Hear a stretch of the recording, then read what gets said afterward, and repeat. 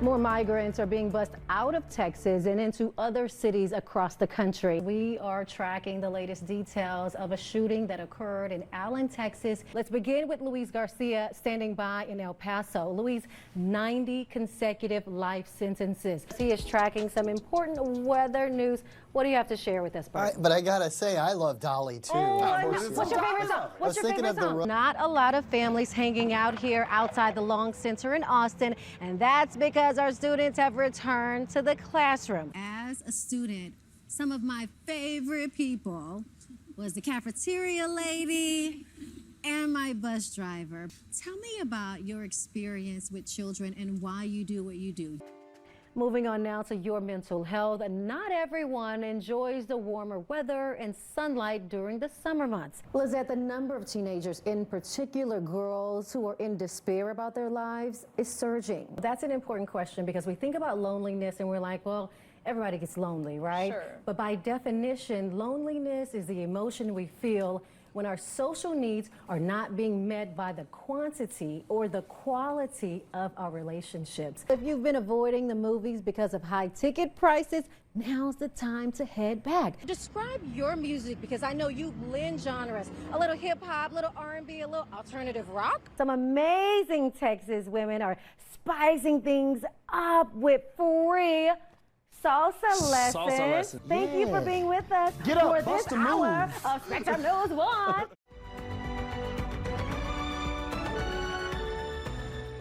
Today's decision has closed one path. Now we're going to pursue another. I'm never going to stop fighting for you. Tonight, President Biden is promising to use all of his power after two major decisions from the Supreme Court. Earlier today, justices ruled against the president's student loan forgiveness program, saying it needs approval from Congress first. The Supreme Court also sided today with a website designer who refused to serve same-sex clients. In a 6-3 vote, the justices ruled that the state of Colorado could not force an individual to align with their views because doing so would violate the First Amendment. We have team coverage tonight of both Supreme Court decisions. Let's begin with our JJ Maldonado, who got reaction today about the ruling on student loan forgiveness. President Biden says the Supreme Court got it wrong and that his administration will now use a decades-old law to expand eligibility for student loan forgiveness. Biden also plans to create a 12-month buffer so people don't risk defaulting if they miss a loan payment. Joining us now with more on this is Raymond Robertson, a political economist at the Texas A&M Bush School of Government and Public Service. Glad to have you with us, Raymond. What is your reaction to the Supreme Court's decision, and what impact might it have on the U.S. economy? All right, Raymond Robertson with Texas A&M University, thank you for your time and for your expertise on this matter. We appreciate it. We are also following the Supreme Court's decision to side with a website designer who refused to serve same-sex clients. Our Dylan Scott has the latest on that. Dylan joining us in studio now with more. Dylan, I know you spoke with other members of the LGBTQ+ community today. What are you hearing from them? What's their reaction to the court's decision? All right, certainly a lot of viewpoints on this subject. Dylan, thanks as always. My pleasure, thank you. To get the other side of this case, we invited Andy Hogue, the communications director for Travis County Republicans. Andy, it's great to have you with us. What is your reaction to the Supreme Court's decision? And quickly, what would you say to people who feel like their basic human rights are being taken away? Our coverage of these decisions will continue all night, including on our political show, Capital Tonight, right here on Spectrum News 1. We'll be right back. Dr. Shante Lyons says his success as a teacher, principal, and school district leader are all thanks to his parents, whom he credits with instilling in him a love for education. And they planted the seed to be a teacher in my head at a very early age. But he says things are different now. Educators today are facing insurmountable obstacles. Teachers aren't being trained in traditional teacher training programs coming out of undergrad about the psychology, about how to teach when fearing for one's life. He's talking about the growing number of school shootings, including the latest here at Robb Elementary in Uvalde, which left 19 children and 2 teachers dead. Lyons says teachers now have to focus not just on teaching children, but also on keeping them out of danger. It's a phenomenally impossible thought to add that pressure on teachers when teaching and learning in itself during these times is very difficult. So difficult that many teachers, including Lyons, have decided to leave the profession. I start mourning the day I left the classroom. America's schools are now facing what's being called a catastrophic shortage of teachers. It's especially serious here in Texas, with hundreds of vacancies in districts across the state as kids return to the classroom. Around 8,600 teachers retired in fiscal year 2021. That's up by about 1,000 from the year before, according to data from the Texas Education Agency.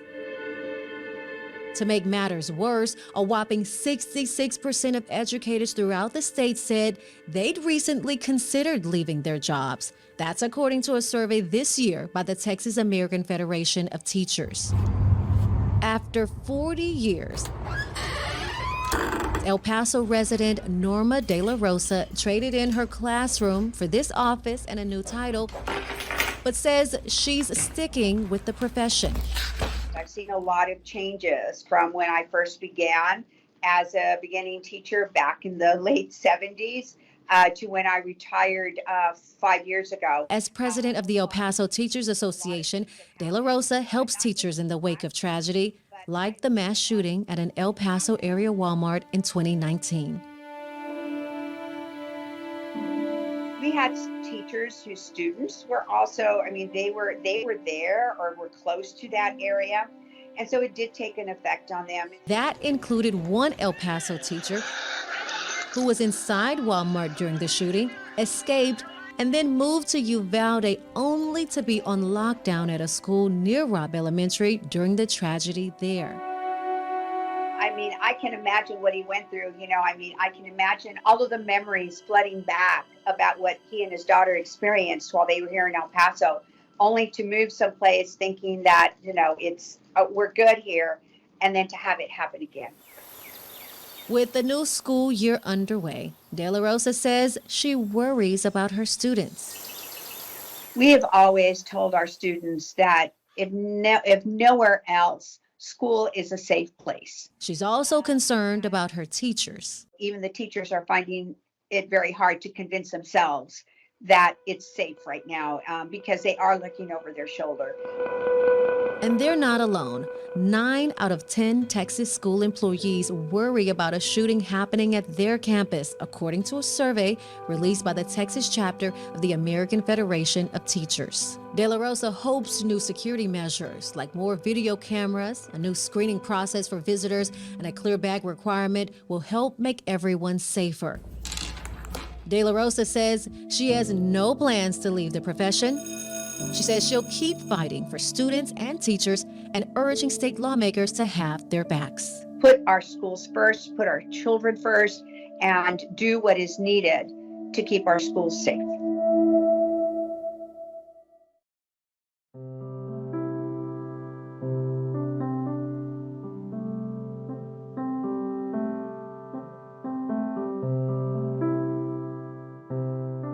Retired teacher, counselor, and activist Opal Lee, the grandmother of Juneteenth.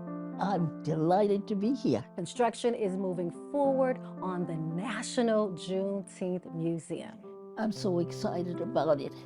The most wonderful thing that's happened to me almost in a lifetime. And you know, I'm pretty old. When we talked about having a Juneteenth museum, they said we don't want any tall buildings in our neighborhood.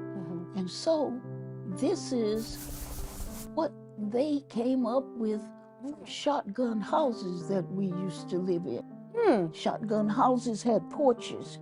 This is something that's replica of a shotgun house. We are planning to open 2025. You have journeyed toward freedom for all in your journey to make Juneteenth a national holiday, and you continue to walk and you continue to talk. Talk about where that passion comes from. It's part of our DNA. Yeah. You just have to help. And you just have to try to do something when you see that there's something you can do. Your portrait is now hanging at the Texas State Capitol, the second African American in history to have a portrait at the state capitol of Texas. I don't even know how to describe it, but I was so grateful that everybody in the Senate agreed to it.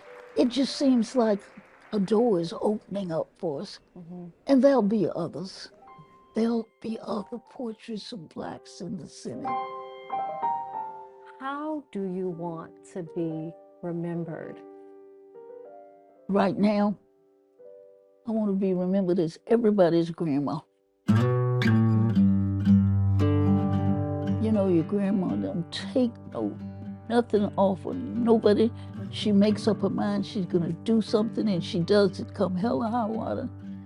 I want to be remembered as somebody who feels and hopes that eventually we will all become one nation. I think about Juneteenth being freedom, and not just for Black people or Texans, freedom for everybody, and freedom from the things that are still happening to us today. We've got the joblessness and the homelessness, and some people who can get health care and others who can't. All these things need to be eradicated, and we can do it. I keep on saying, we need to make ourselves a committee of one. What is your advice for young people, all people, as we pursue the freedom, as we pursue the happiness, as we pursue unity? You don't let anything stop you from attaining your goal. Now, you're gonna have bumps in the road, and you're gonna have to stop and do something else. But if you're passionate about it, and it's gonna help you, your family, and others, pursue it. Pursue it. And don't let anybody stand in your way.